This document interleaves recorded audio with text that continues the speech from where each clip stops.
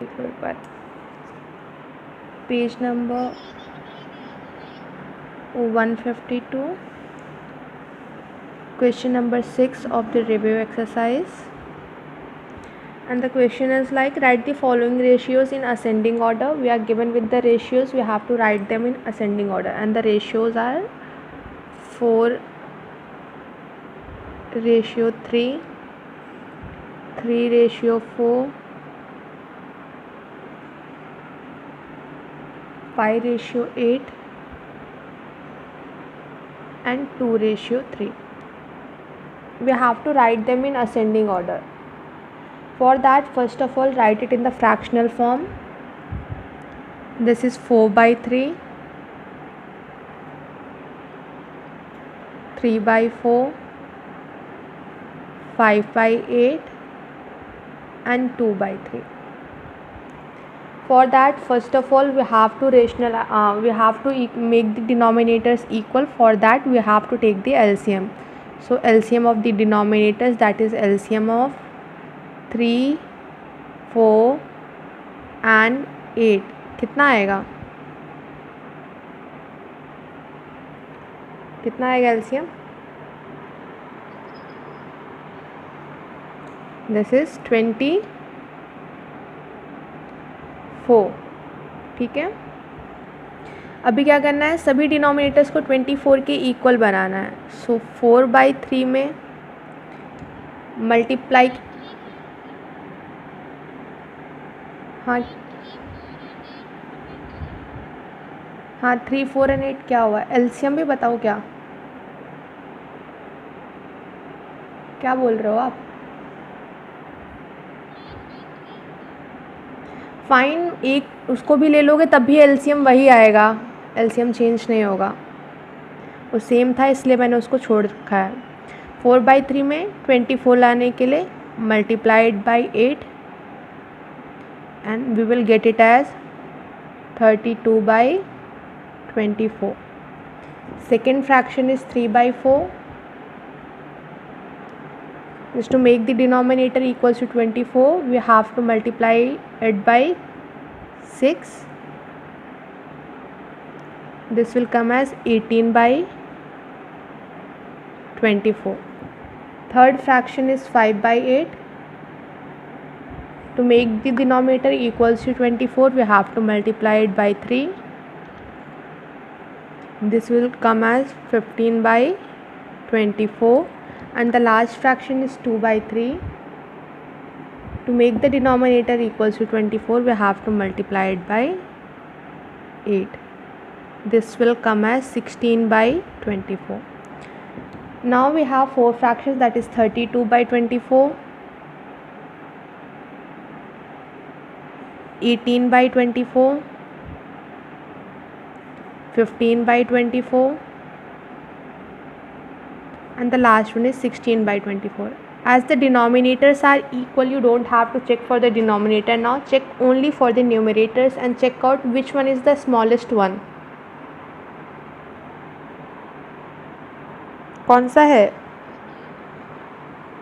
ये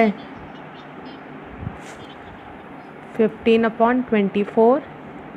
Then next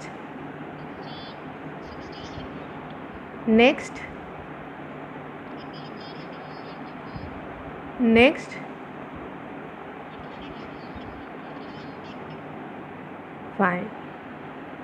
15/24 हमें कहाँ से मिला है? देखो 5/8 से, इट मीन्स 5:8. 16/24 हमें कहाँ से मिला है? 2/3 से, 2:3. 18/24 we are getting it from 3:4. And 32/24 we are getting it from 4:3. We are done with the solution. समझ में आ गया क्या? यस, बोलिए.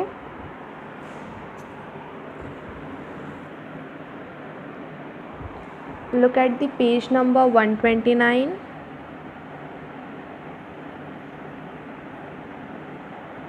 Question number 3. that is of exercise 8.3. Question number 3 is like, in an isosceles triangle the vertex angle is 50 degree.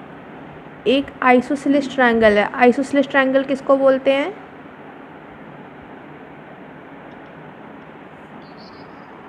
Yes, the triangles in which two sides of the triangle are equal are called as isosceles triangle, जिनकी दो sides equal होती हैं. Now it is given that the vertex angle is 50 degree. Vertex angle means the angle between these two equal sides. This one. This angle is equals to 50 degree. This is given in the question. What are the base angles of the triangle? Base angles means the angles which are formed at the base of the triangle. तो ये triangle का base है, यहाँ पर ये वाला angle बन रहा है और ये वाला angle बन रहा है. आपको बताना है कि इन एंगल्स, ये एंगल्स कितने डिग्री के हैं. What is the measure of these angles. So let this triangle be named as A, B and C. Before this you must know one concept that in an isosceles triangle the angles opposite to equal side, जो भी angle equal side के opposite होते हैं, जैसे ये line के opposite कौन सा एंगल है? एंगल बी है. और ए बी लाइन के अपोजिट कौन सा एंगल है? Yes, angle C. So just concentrate on my statement. Angles opposite to equal side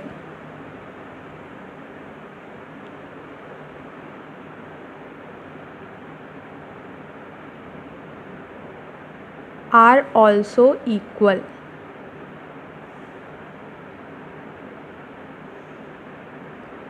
जो हमारे एंगल्स इक्वल साइड्स के अपोजिट बनते हैं वो एंगल भी इक्वल होते हैं. इसका मतलब यहाँ से angle B is equals to angle C. B और सी दोनों एंगल्स कैसे हैं? इक्वल हैं. And one more thing, what is the sum of interior angles of a triangle?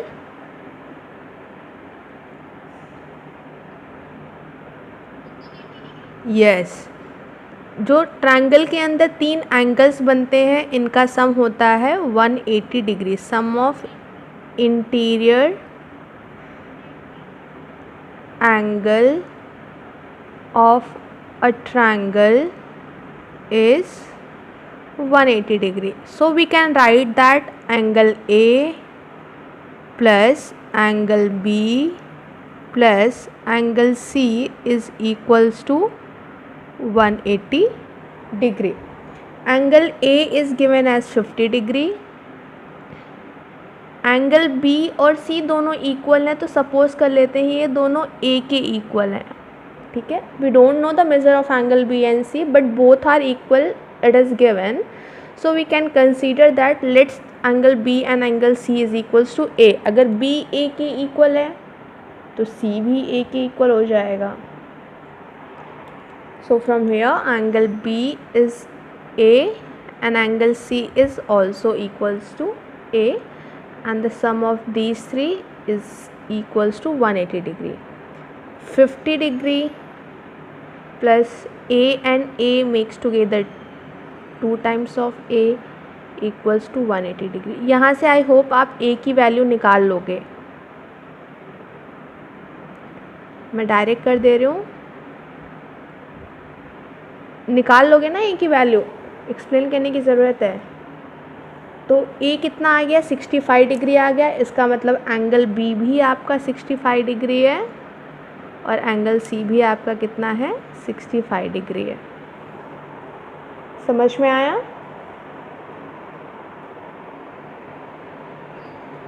Yes. Next question.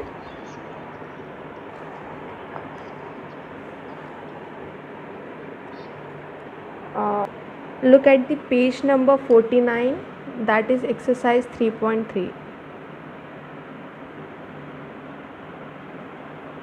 In that question number 5, देखिए आप लोग. Question number 5 says that the cost of 15 notebooks is 144. So cost of 15 notebooks is given as 144 rupees. And in the next statement it is asked, find the cost of one such notebook. We have to find the cost of one notebook. So cost of one notebook is equals to क्या होगा, कोई बता सकता है? बहुत सारे questions किए हैं. Yes, very good. This is 144 divided by 15. Cancel कर लो. 3 5s are 15, 3 4s are 12, 3 8s are 24. It will come in the decimals. 48 by 5, or else you can write it in the mixed fraction.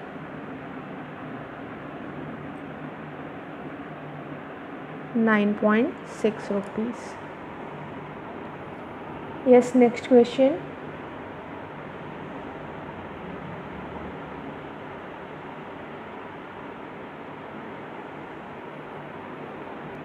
Okay, page number, look at the page number 130.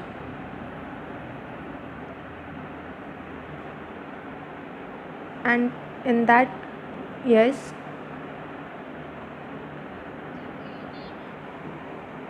question number 11 is like, Sarita is 14 years younger than her cousin. Younger मतलब छोटी है या बड़ी है?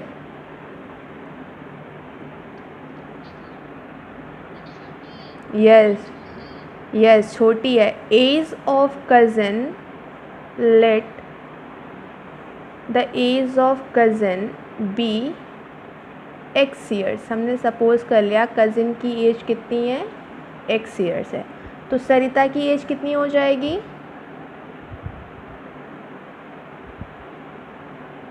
बताओ कितनी हो जाएगी?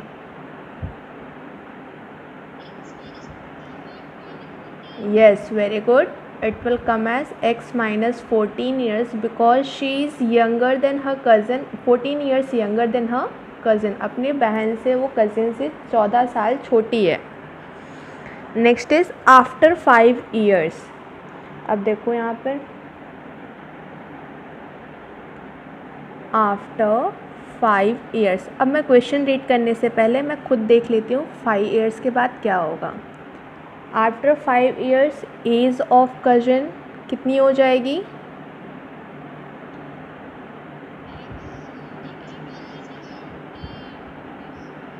x प्लस 5 years हो जाएगी कज़न की एज. पहले x years थी तो 5 साल के बाद कितनी हो जाएगी? x प्लस 5 है. एंड द एज ऑफ सरिता, सरिता की एज कितनी हो जाएगी? yes, very good. x minus 14 plus 5, so we can write it as x minus 9 years. लिख सकते हैं.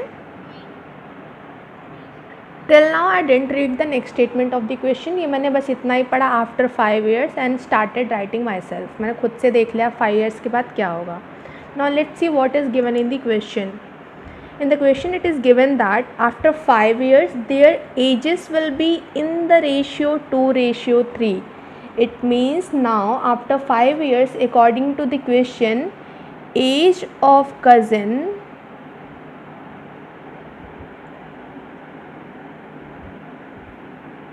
to the age of that, the ratio means we can write it in the fractional form as well. Age of Sarita is in the ratio 2:3. 2:3 में given है. मतलब 5 साल के बाद क्या होगा? There edges will be in the ratio 2:3. Find there present ages. आपको उनकी प्रेजेंट एज बतानी है क्या होगी. तो यहाँ पर ये सरिता अब पहले ऊपर आएगी, कज़न नीचे, क्योंकि क्वेश्चन में क्या कंपैरिजन में क्या है, पहले सरिता का नाम है बाद में कज़न का नाम है. ठीक है. तो सरिता ऊपर आएगी।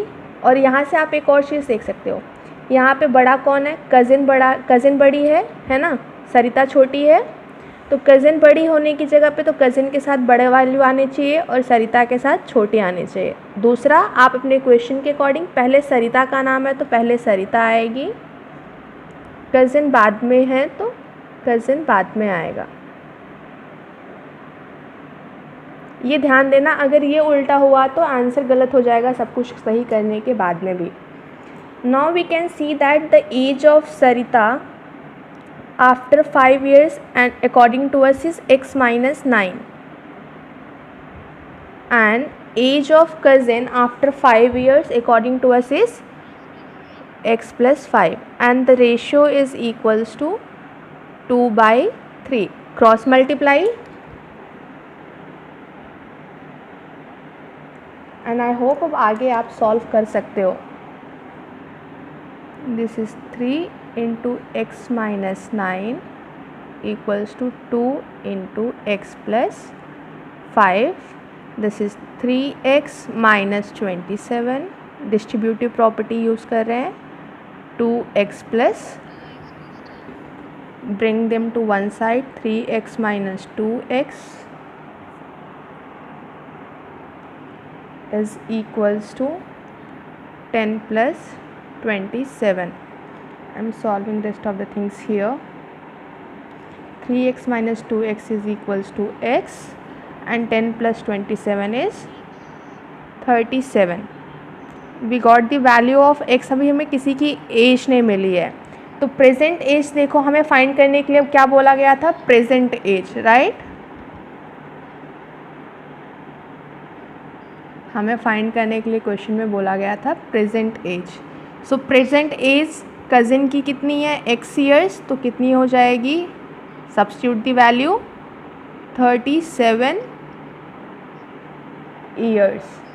अभी नेक्स्ट सरिता की एज कितनी है, प्रेजेंट एज कितनी थी, हमने कंसिडर किया था x minus 14, that is 37 23 years. Clear है क्वेश्चन क्लियर है। Next question of the same exercise, that is on page number 130 itself. Question number 12. Let's see what is the question. Each of two sides of a triangle is 3 centimeter less than twice the third side. एक puzzle जैसे खेलते हो वैसे ही है ये। एक triangle है, बोल रहा है each of two equal sides of a triangle. Two equal sides of a triangle, it means indirectly it is saying that two sides of a triangle are equal. दो इक्वल होंगे तभी कंपेयर करेंगे। Each of two equal sides of a triangle is, अब कितना है उसका length, कितना है 3 सेंटीमीटर लेस, 3 सेंटीमीटर लेस, अब किससे कम है 3 centimetre, less than twice the third side. 3 centimetre कम है पर किससे कम है 3 centimetre, twice the third side, third side के ट्वाइस से कम है। ठीक है, तो यहाँ पे लिखते हैं let the third side B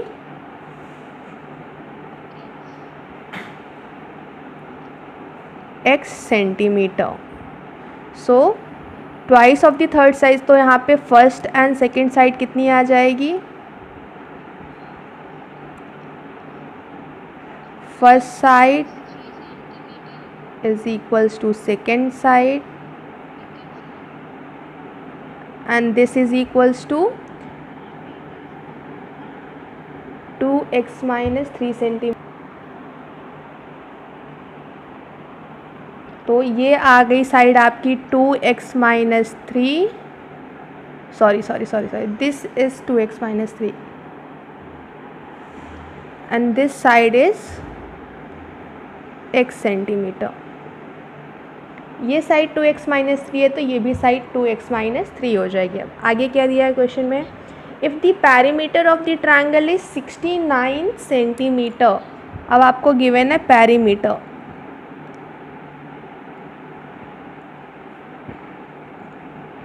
centimeter. What is the perimeter of a triangle? Sum of all sides. Perimeter of a triangle is equals to, let this side triangle be named as ABC. So AB, this side AB plus BC plus AC, sum of all the sides. Perimeter of a triangle is, this triangle is given as 69 centimeter. This is equals to AB, the length of AB is 2x minus 3, 2x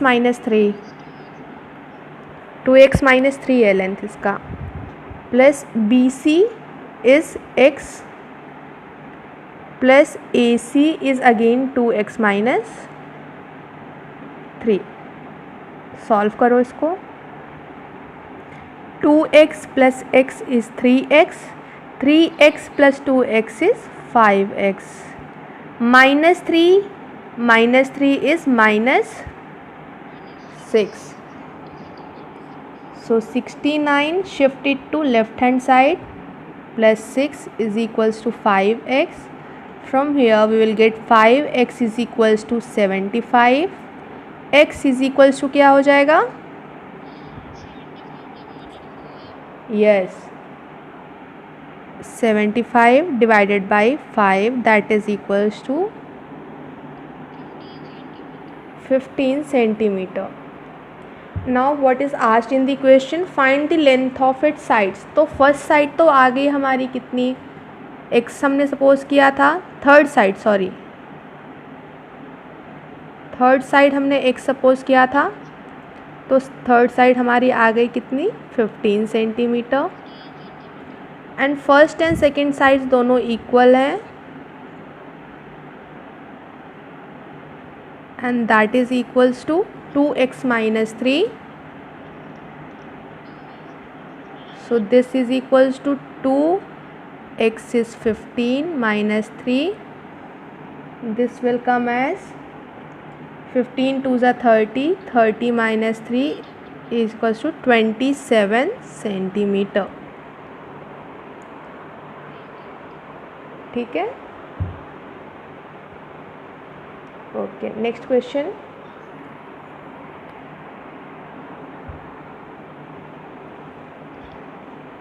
page number बोलो. Look at the page number 98.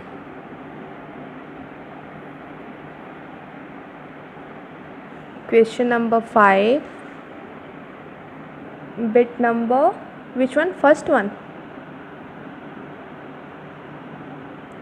Bit number 1. You have to write the given number in usual form.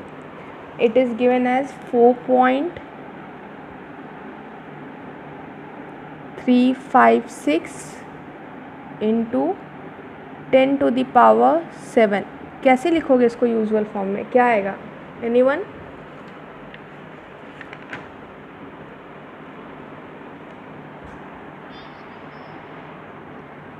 इसको कैसे लिखोगे बता पाओगे पहले कोई? इसको क्या करना है, यूजुअल फॉर्म का मतलब है कि इसको पावर से हटा के, एक्सपोनेंशियल फॉर्म से हटा करके नॉर्मली जैसे अपन लिखते हैं लिखना है. 10 to the power 7 means here we have 7 zeros. Multiply these two, क्या आ जाएगा? 4356 अलॉन्ग विद दिस 7 zeros. अब डेसिमल कहाँ पर लगेगा? After 1 2 and 3 digits. So 1 2 and 3 digits. After the decimal there is no use of zero, so we can write it as 4356 and we are left with 1 2 and 3 0. 1 2 and 3 0. This is the usual form. Next question.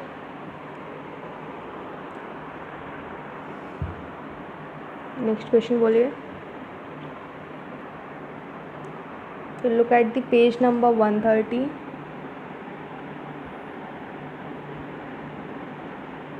Question number 1.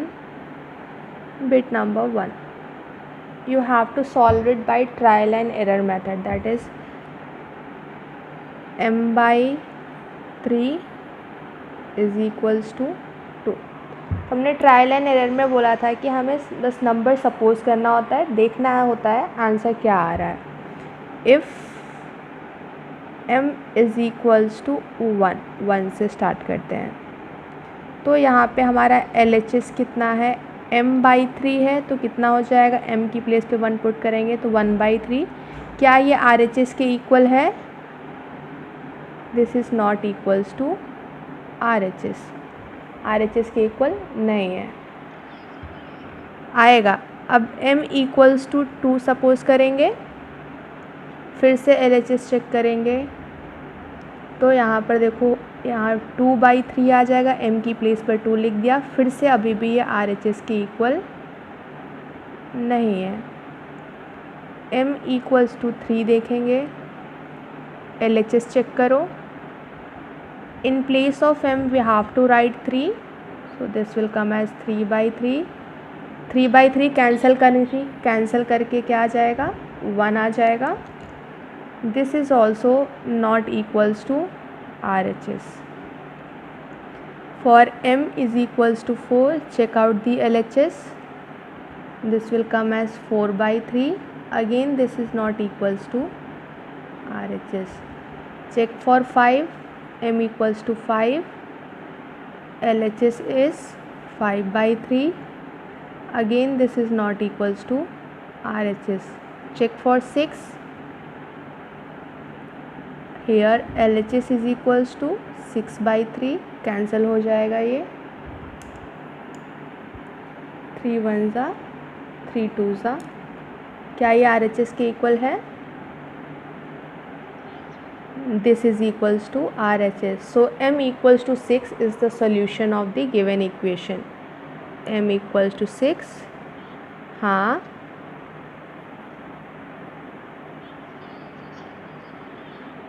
क्या करना ज़रूरी है?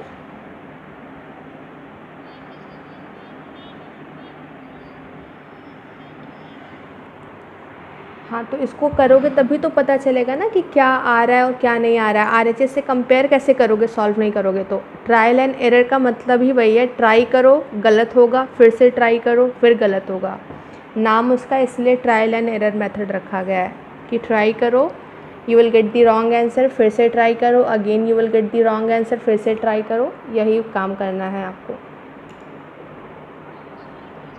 Yes, you have to write it. Trial and error होता किस लिए, इसीलिए होता है. Next question.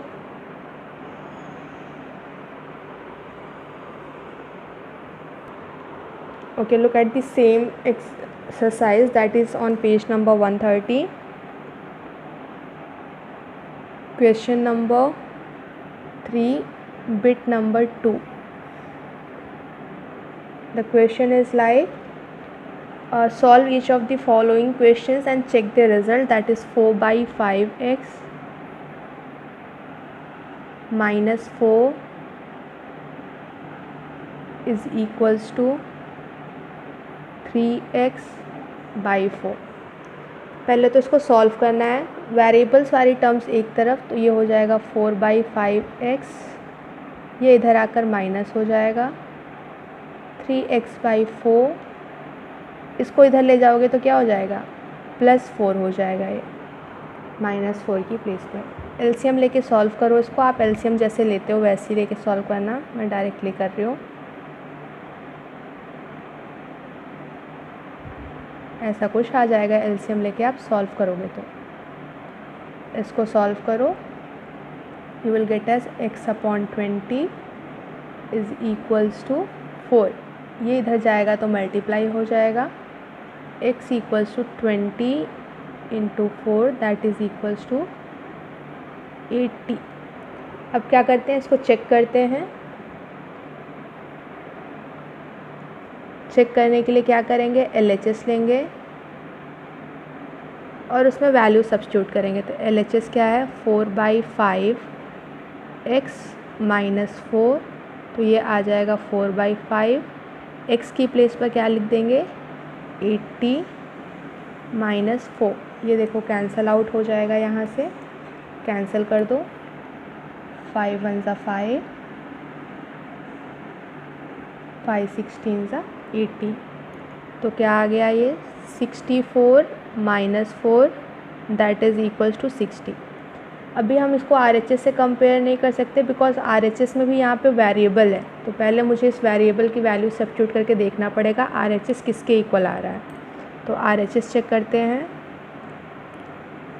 RHS is equals to 3x/4, substitute the value of x that is 80 divided by 4, cancel them out, 4 1 ज़ा 4, 4 20 ज़ा 80, 20 इंटू 3 वी विल गेट 60। क्या हमें LHS और RHS इक्वल मिल रहे हैं?